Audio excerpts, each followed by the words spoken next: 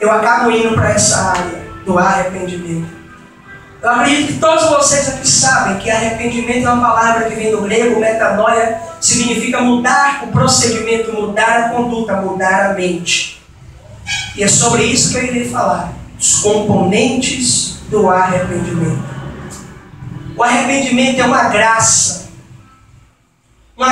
de Deus, é uma graça do Espírito de Deus. Oh, meu Deus, tremendo. Aleluia. Pela qual o pecador, ele é humilhado no seu íntimo e é transformado no seu exterior. Aleluia. E esse arrependimento, ele é um remédio espiritual formado por alguns componentes que eu quero enfatizar aqui. Se um desses componentes aqui for deixado de fora, não há arrependimento. Se um desses componentes que eu vou expor aqui para vocês for deixado de fora, o arrependimento ele acaba perdendo o seu poder. O primeiro componente do arrependimento é a percepção do pecado.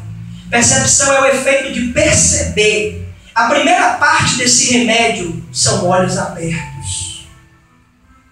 Antes de uma pessoa ela reconhecer, considerar o que é o seu pecado, ela deve entender a praga do seu coração. Eu vejo as pessoas dizendo: eu vou seguir o meu coração, eu tenho um coração bom. Mas Jesus em Mateus disse que do coração é que saem os adultérios, as inimizades, a inveja. No livro de Jeremias, no capítulo 17, ele fala que enganoso é o coração do homem. É, Deus. Então, nós vamos ver a Bíblia e ver que algo que Deus criou foi a luz. Se somos filhos de Deus, devemos andar na luz. A primeira coisa que deve haver em uma pessoa que se arrependeu é a iluminação. É a luz de Cristo que deve brilhar. No livro de Efésios, capítulo 5, versículo 8, a Bíblia diz: agora sois luz no Senhor. Oh, os nossos olhos são feitos tanto para ver como para chorar. Então, antes de eu e você lamentar o pecado, precisamos enxergar o pecado. Precisamos ver o pecado. Então, aonde as pessoas não percebem o pecado, elas não estão percebendo o quão são depravadas, o quão são imorais, não pode haver arrependimento. Não há arrependimento. Muitas pessoas que vivem achando falhas na vida dos outros não veem na sua vida nenhuma falha. Não há arrependimento também. Se todos nós procurássemos perceber o quão somos corruptos e depravados, a gente não estava tão preocupado com as falhas dos outros. Muitos se gloriam, talvez por estarem em uma igreja, por dar ofertas, por se batizar, por pregar, por viver dentro de uma comunidade e achar que é melhor do que muitos que estão lá fora. Mas quando nós vamos a Gênesis e vemos a vida de Adão, nós vemos que Deus ele cria o homem.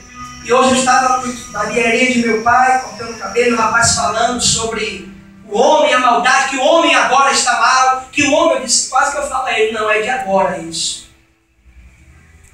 Deus cria Adão, põe Adão no Éden. E Deus dá uma lei, você não pode comer do fruto dessa árvore. E Deus ele vinha se comunicar com a sua criação. Olha que coisa tremenda, Deus vinha, falava. Só que Adão ele quebra um princípio, ele peca. E quando Adão ele peca, é chamado de pecado original. O pecado entra no mundo.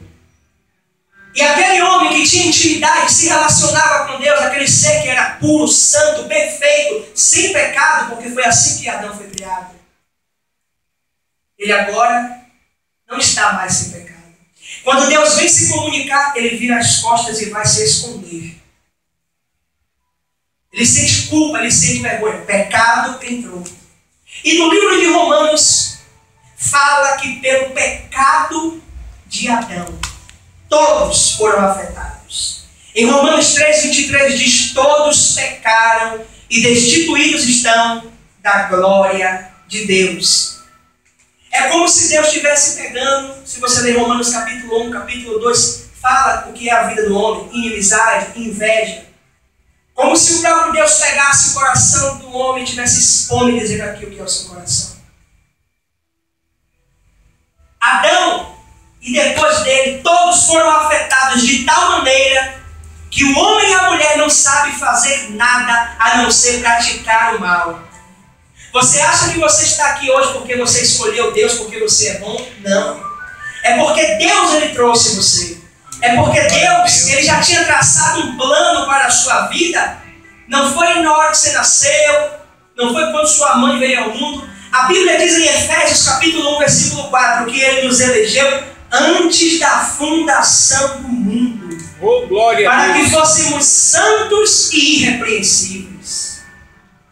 Olha que coisa tremenda.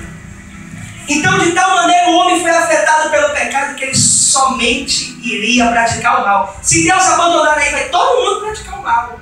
Só que a graça de Deus, a amor, misericórdia. E o que é que Deus faz? Ele escolhe o povo.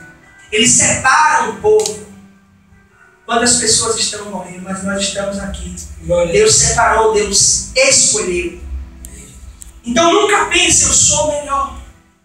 Porque se a graça de Deus, seu Espírito Santo, ele sair das nossas vidas, não somos absolutamente nada. Muitas pessoas são enganadas, parece que estão com vendas nos olhos por causa da ignorância, por causa do amor próprio. Então muitos não veem o que é que está deformando a sua alma. É como se o diabo fizesse com essas pessoas como o falcoeiro faz com a sua árvore. Cega as pessoas e leva essas pessoas encapuzadas para o inferno. Então o primeiro componente do arrependimento é perceber o pecado. Você tem percebido o pecado? Você tem percepção do pecado? O segundo componente do arrependimento é a tristeza pelo pecado. No livro de Salmos, capítulo 38, versículo 18, o salmista ele diz: suporto tristeza por causa do meu pecado. Existia um homem chamado Ambrósio, ele chamava essa tristeza de amargura da alma. Essa palavra, no Salmo 38, verso 18, a palavra hebraica, que se traduz por ficar triste, é ter a alma crucificada. Olha que coisa tremenda. Então isso precisa estar presente no verdadeiro arrependimento. Você sente tristeza pelo seu pecado? Você fica triste por causa do pecado? É como se sentisse os cravos da cruz penetrando no seu lado. É como se dissesse assim, ó, uma mulher ela pode esperar ter um filho sem dor, como alguém pode esperar se arrepender sem ter tristeza pelo seu pecado. Impossível. O que se arrepende, ou o que disse se arrependeu, sem se entristecer, ele não se arrependeu. Se não houve tristeza pelo pecado, ele não se arrependeu. Não é uma tristeza superficial. Não é algo de chegar e falar, eu estou triste. Estou triste porque eu pequei. Não é algo superficial. É uma agonia santa da alma. Eu estou triste porque eu pequei. Na Bíblia, isso é chamado de quebrantamento de coração. Oh, glória a Deus. No Salmo 51, verso 17, Davi está orando e ele diz: sacrifícios agradáveis a Deus são o espírito quebrantado, o coração compungido e contrito, não o desprezarás, ó Deus. É um rasgamento de coração. A Bíblia também fala, várias vezes você vai ver a expressão, rasgai o vosso coração. Muitas das vezes você vai ver também a expressão, arrancar os cabelos. Tudo isso é um sinal de tristeza por causa do pecado. As pessoas se entristeciam por causa do pecado. Essa tristeza pelo pecado, em primeiro lugar, implica tornar Cristo precioso. Tornar Cristo precioso.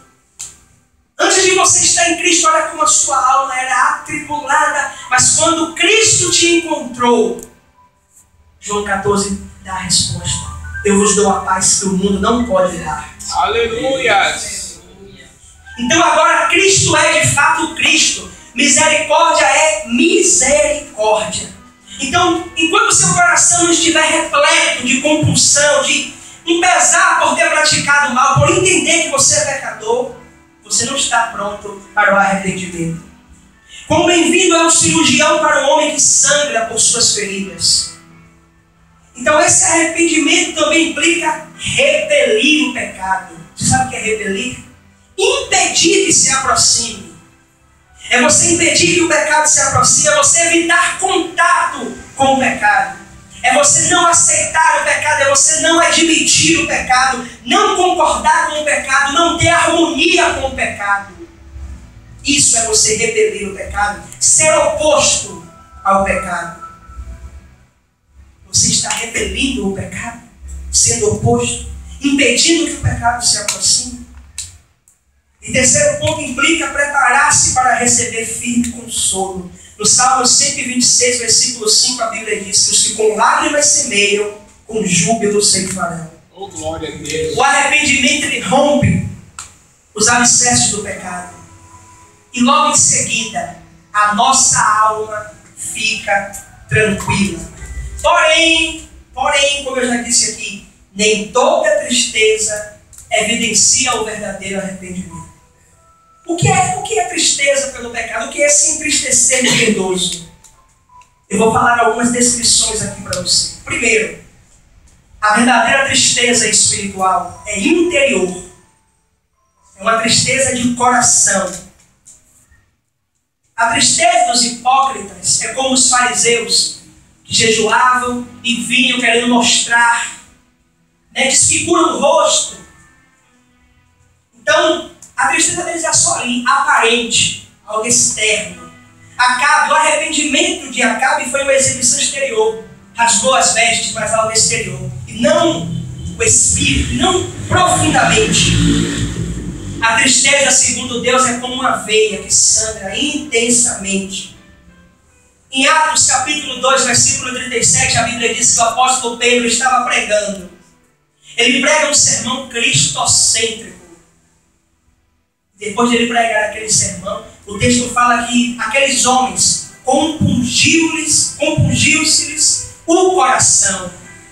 Eles sentiram pesar, tristeza por causa do pecado e diziam: o que faremos, irmãos? Pedro disse: vem aqui aceitar Jesus. Pedro disse: arrependei-vos e crede no Evangelho. Glória a Deus. Essa é a mensagem do Evangelho. Assim como o coração tem um papel principal no ato de pecar, o mesmo deve acontecer no ato de se entristecer. Em Romanos 7, 23, Paulo ele lamenta por causa da lei em seus membros. Então você deve lamentar pelo pecado.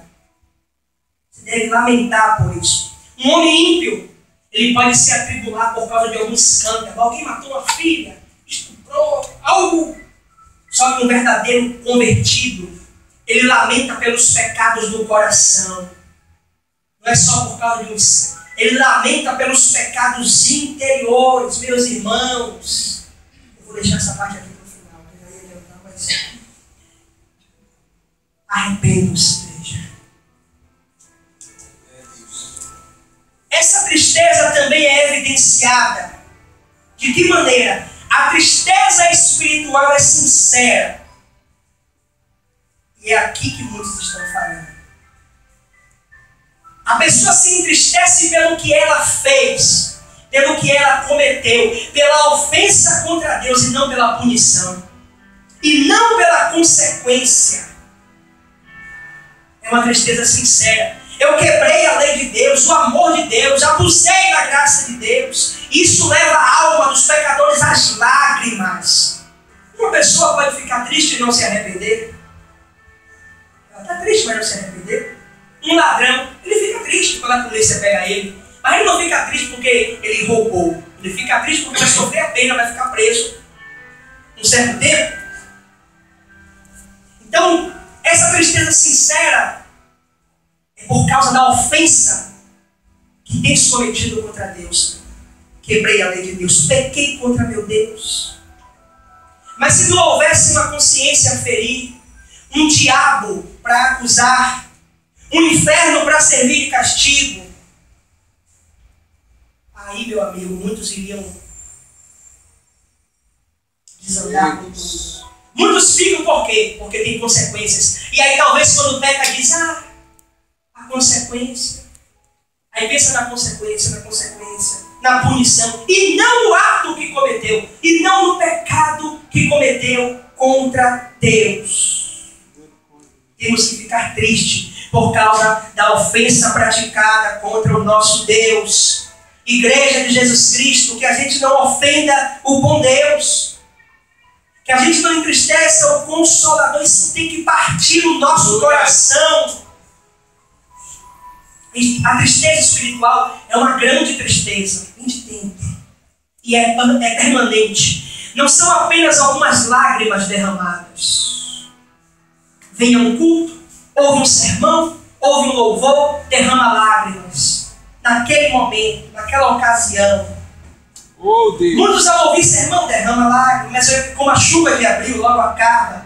Ou como uma veia que abre e é fechada novamente. Irmãos, aprendam algo. A doença da nossa alma é crônica, frequente. Então você deve se tratar com remédio continuamente. Que remédio? Através do arrependimento. Essa é a tristeza segundo Deus. O terceiro elemento, o terceiro componente do arrependimento é a confissão de pecado. A tristeza é um sentimento forte. Terá expressões. Lágrimas nos olhos, mas confissão nos lábios. Gregório de Nazianzo ele chamou a confissão de um bálsamo para a alma ferida. O confessar o pecado. Você lembra de Davi? Pequei contra ti, Senhor. E tem algo aqui. Quando eu e você nos acusamos, nós impedimos de Satanás ele nos acusar. Como é isso, pastor? Satanás ele não é chamado de acusador, lança as coisas contra nós. Só que quando você vai a Deus e diz, Senhor, pequei contra ti. Pratiquei isso. Quando Satanás foi, Deus vai falar assim, eles já acusaram a si mesmo. Satanás, você está destituído. Suas acusações surgiram muito tarde. Confessar o pecado. Mas muitos confessam aí. Exemplo, Judas e Saul confessaram, mas as confissões não foram verdadeiras. Eu estou ensinando em uma escola de obreiro e eu falei isso lá. Eu disse, olha, não adianta vocês dobrarem os joelhos e falar, Deus, eu me arrependo. Aí Deus está dizendo assim, não se arrepende porque eu estou vendo o seu coração e ainda tem vingança nele. Ainda tem algo ruim aí. As palavras, eu me arrependo, mas o coração. As orações que muitas das vezes são orações erradas. Senhor, eu quero isso. Aí ele está dizendo assim, não, você não quer isso. Você está orando assim para tentar subjugar o seu irmão. Orgulho, soberbo, eu não vou te dar. A intenção do seu coração está errada.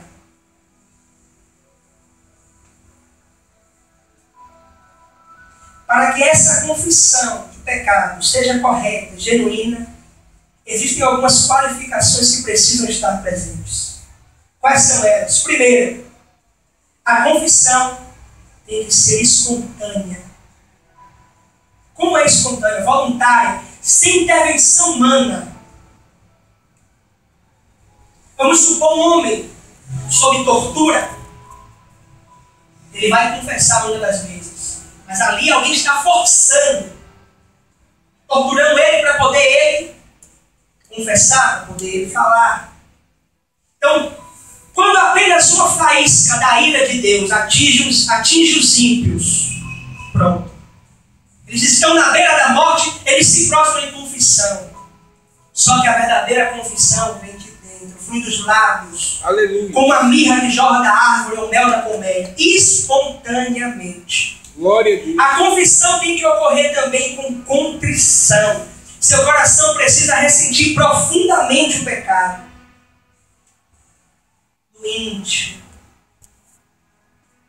Davi, ele disse no Salmo 38, versículo 4, ao confessar seus pecados, ele disse: já se elevam acima de minha cabeça as minhas iniquidades, como fardos pesados excedem as minhas forças. Uma coisa é confessar o pecado, outra coisa é sentir o pecado. A confissão tem de ser sincera. O hipócrita, ele confessa o pecado, mas ama pecar. É como um ladrão que ele confessa, ele fala: eu roubei, mas ele continua amando o roubo. Muitos falam: Senhor, eu sei, Pai, eu pequei, eu fiz isso. Fala com Deus, mas no íntimo ainda ama praticar aquilo do qual pediu perdão.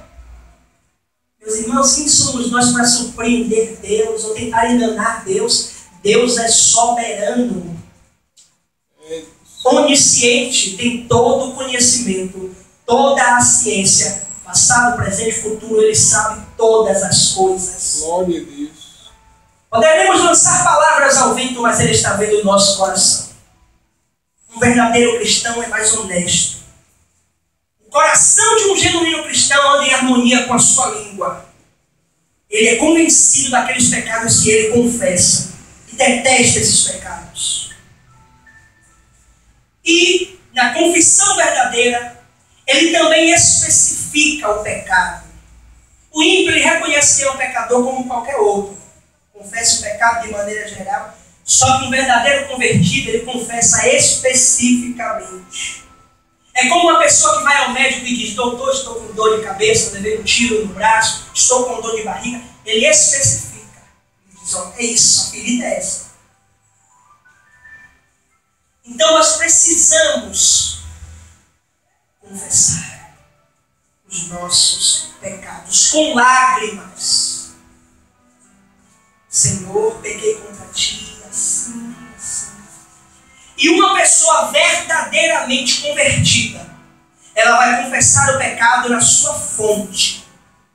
Por quê? Ela reconhece a contaminação da sua natureza, a depravação. A nossa natureza é um abismo e uma fonte de todo o mal, dos quais procedem os escândalos que infestam o mundo. É essa depravação da natureza que envenena nossas coisas santas. Isso traz juízo de Deus. Confesse o pecado em sua fonte. O quarto componente do arrependimento é a vergonha pelo pecado. Vergonha. Ezequiel 43:10 está escrito: para que se envergonhe das suas iniquidades. O filho pródigo, ele ficou tão arrependido, tão envergonhado dos seus excessos, que ele se julgava indigno de ser chamado outra vez de filho. O arrependimento causa um acanhamento santo. Se Cristo ele não tivesse no coração do pecador, não haveria tanta vergonha se expressando no rosto. Há algumas considerações sobre o pecado que nos causa vergonha. Primeiro, todo pecado nos torna culpados. A culpa nos deixa envergonhados. Olha Adão. Segundo, em todo pecado há muita ingratidão. Essa é a razão da vergonha.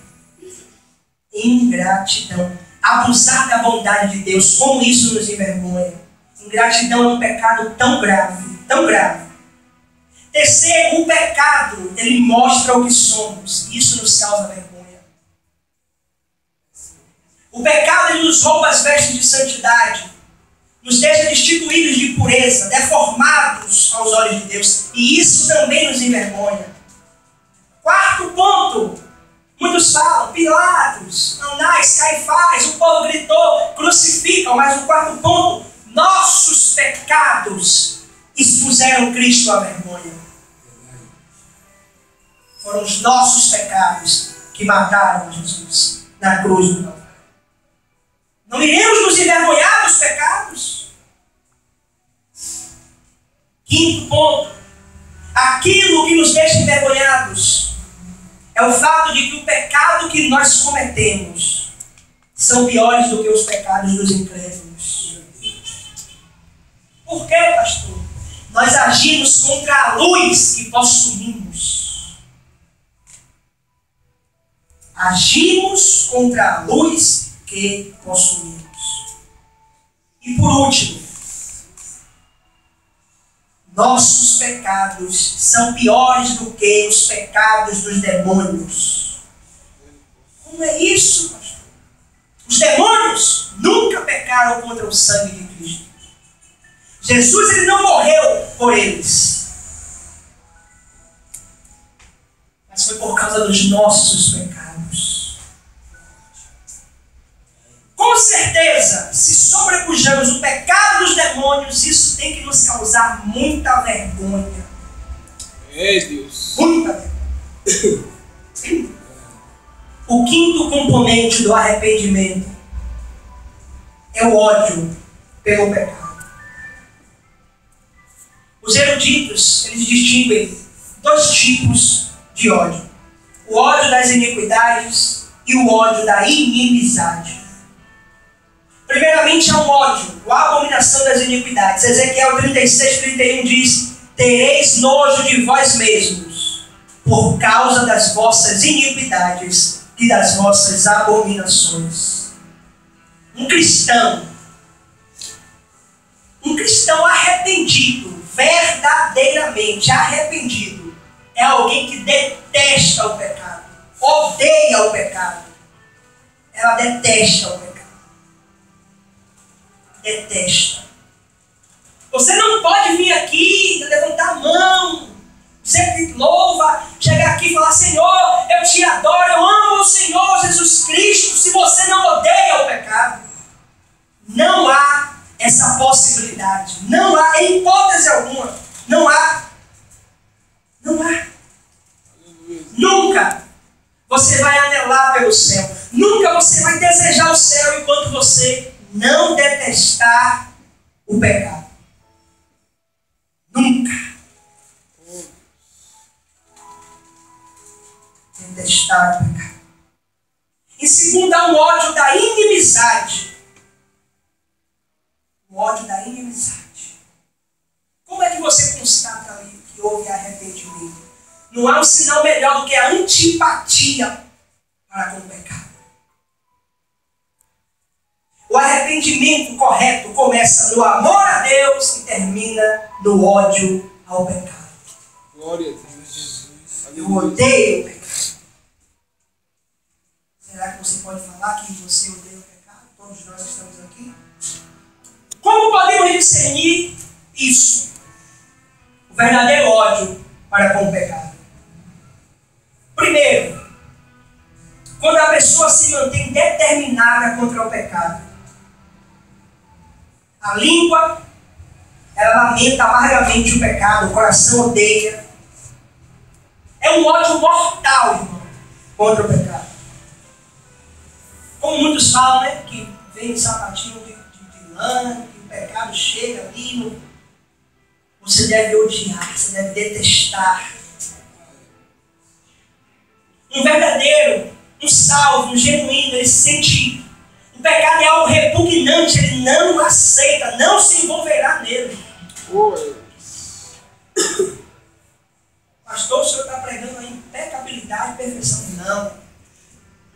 Eu não estou pregando perfeição, não, irmãos. Mas o pecado na vida de um salvo é um acidente, não é prática de vida. E muitos não odeiam o pecado, muitos são. O ódio pelo pecado, isso aqui é tremendo. É abrangente no que concerne as faculdades da alma. Há um desgosto por causa do pecado, não somente no juízo, mas nas vontades e nas afeições. Há alguns que falam, o pecado é algo maligno, em seu juízo, então tem uma aversão para com ele. Porém, eles têm uma satisfação íntima com o pecado. Acha algo agradável. Então como eu sempre falo na regeneração, a regeneração, ela ocorre da seguinte maneira. Primeiro, vivificação. Em Efésios a Bíblia diz que o homem está morto em seus delitos e seus pecados. Morto não responde, morto não escolhe, morto não levanta, não faz nada, está morto. Nesse período em que nós estamos mortos, no delito e no pecado, Ele nos vivifica.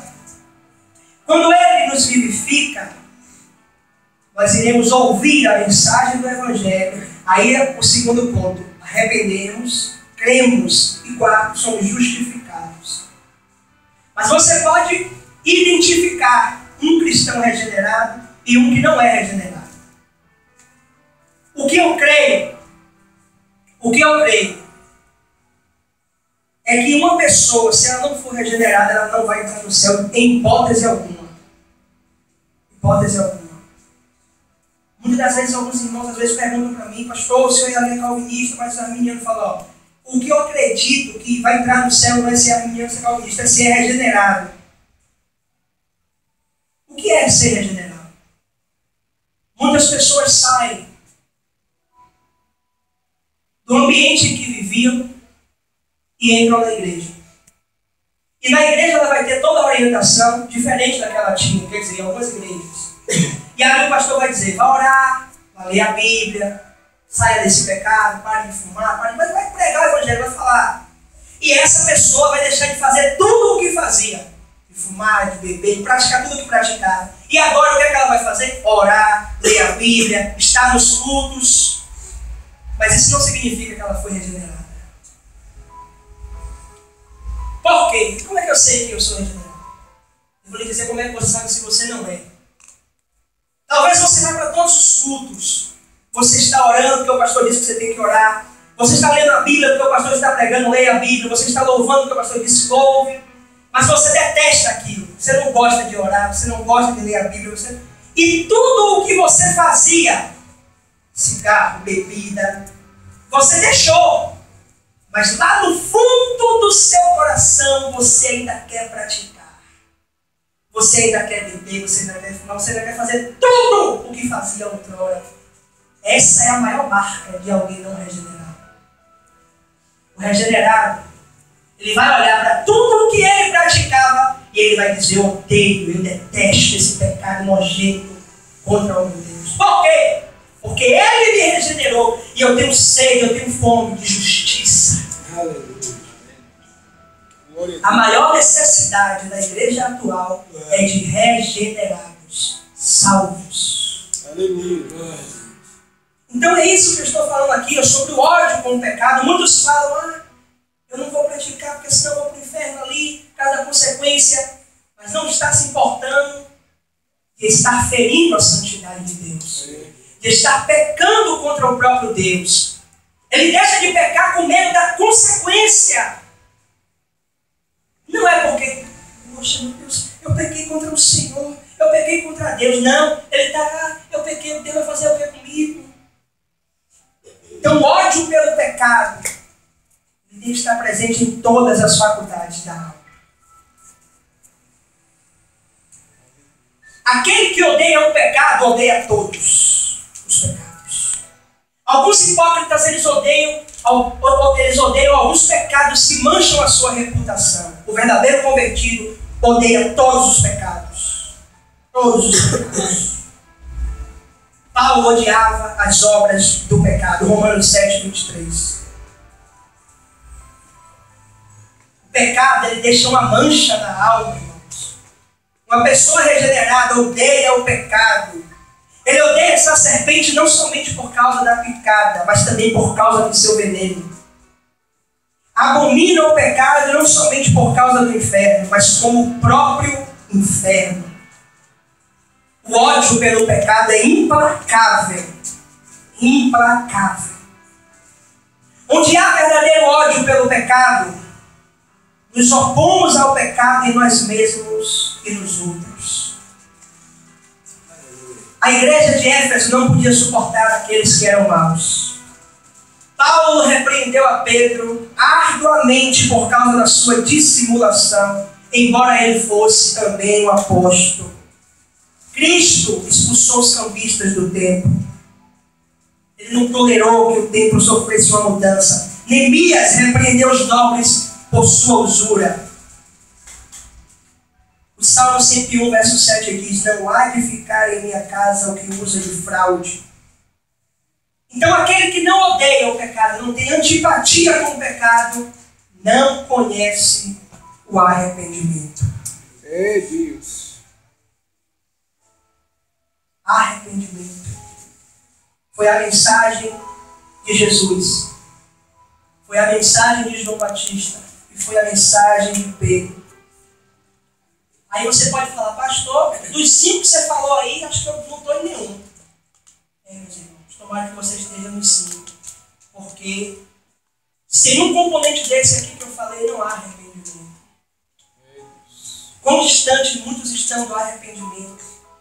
As pessoas eram para odiar o pecado, amam o pecado, amam. Nós não somos seres perfeitos que, enquanto a gente estiver nessa terra aqui, vamos pecar. Vamos pecar, vamos falhar. Mas isso não é uma prática, não é uma coisa que a gente ama, que a gente gosta. Não! Não.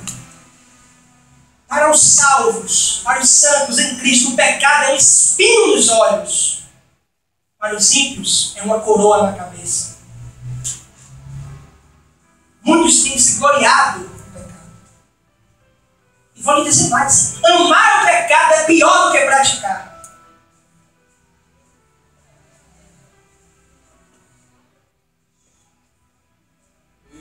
Quando o homem ele ama o pecado, ele está mostrando que a vontade dele está no pecado. Quanto mais a vontade dele estiver no pecado, tanto maior ele será. Quantos existem que amam o fruto proibido? Amam o adultério, amam o pecado e odeiam a repreensão. Eu estava falando com um rapaz da igreja e eu disse a ele: se eu pegasse você e eu falasse com você duro, você não ia suportar. Ele disse: eu ia, pastor, porque a Bíblia diz que Deus corrige o que ama. E esse é um princípio que temos que entender. Quando você não for mais repreendido, exortado, aí, meu amigo, você deve ficar desesperado. A prova do amor de Deus é a repreensão, é a correção. Aleluias. É a exortação, não é a ignorância que muitos estão aí fazendo, dizendo que está exortando. Não, é a exortação. Então, quando os homens amam o pecado, apegam-se àquilo que será sua morte, estão brincando com a condenação. Isso indica que os corações estão cheios de maldade. Tudo isso que eu falei deve nos levar a um ódio amargo para com o pecado. E o último componente do arrependimento é converter-se do pecado. Aleluias. Esse converter-se do pecado é chamado de abandonar o pecado. Abandono do pecado. Lançar para longe o pecado. Você já viu aquele texto de Paulo, que ele lançou de si aquela víbora, atirando no fogo? Morrer para o pecado é a vida do arrependimento.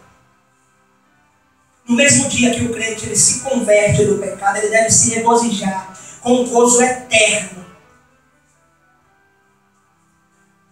Os nossos olhos devem fugir de vislumbres impuros, de coisas que não louvam a Deus. O ouvido tem de fugir dos escárnios, a língua do praguejamento, as nossas mãos do suborno, os nossos pés do caminho das meretrizes,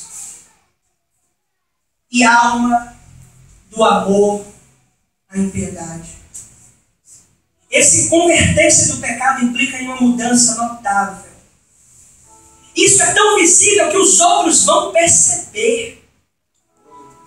As pessoas vão perceber.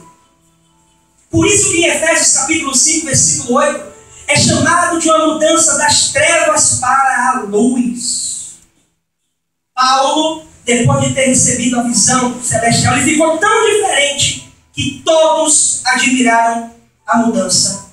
No capítulo 9 de Atos, versículo 12. É como se o homem estivesse caminhando em direção ao inferno, ao fogo eterno. E de repente um vento sopra e faz ele mudar de direção em caminho ao céu. É essa mudança visível que o arrependimento produz em uma pessoa. É como se outra alma se abrigasse no mesmo corpo. Em Isaías 55, versículo 7, a Bíblia diz: deixe o perverso o seu caminho. Uma pessoa verdadeiramente que se arrependeu, pessoa arrependida, ela abandona o caminho do pecado. Ela deixa todo o pecado. Aquele que esconde o subversivo em sua casa é um traidor da nação. Talvez você para e pensa: nossa, estamos distantes. Não se ouve mais falar em pecado. Cruz, arrependimento, regeneração, santificação, volta de Jesus, céu, inferno. Mas a mensagem, eu não poderia trazer outra mensagem para vocês hoje. Aleluia, Deus. Que eu trago é essa: arrependei-vos. Aleluia. Glória a Deus. 3 homens perguntaram um ao outro: o que fizeram vocês abandonar o pecado? Um disse: acho que são as alegrias do céu. O outro disse: acho que são os tormentos do inferno. O terceiro disse: acho que é o amor de Deus. E isso ainda me faz abandonar o pecado. Como eu ofenderia o amor de Deus? Aleluia, Deus. Oh, glória a Deus. No final das contas, irmãos, nós estamos tão carnais que nós estamos pensando que seremos julgados pelo que a gente fez, pelos nossos atos, os pecados que cometemos. E os pecados secretos da nossa mente e do nosso coração. Você estará diante do tribunal de Cristo. Imagine. É a ilustração que eu faço. É como se tivesse um telão aqui e saísse um fio e viesse com um plug na minha mente, na sua mente, e passasse nesse telão tudo o que praticamos durante essa semana, durante esse mês. Ou melhor, tudo o que pensamos. Porque às vezes não é a prática, mas é o pensamento. Pessoas que têm pensamento maligno a semana inteira e chega na igreja e dobra os joelhos e diz que vai orar e vai louvar. Passa a semana toda na frente da TV, poluição, lixo, e a mente ali. Pare e pense: estaremos diante do tribunal. Iremos prestar conta. Produzir, pois, frutos dignos de arrependimento. Glória a Deus. Essa é a mensagem dessa noite. Eu lhe convido a orar nesse momento comigo, do jeito que você quiser, de joelho, em pé, sentado.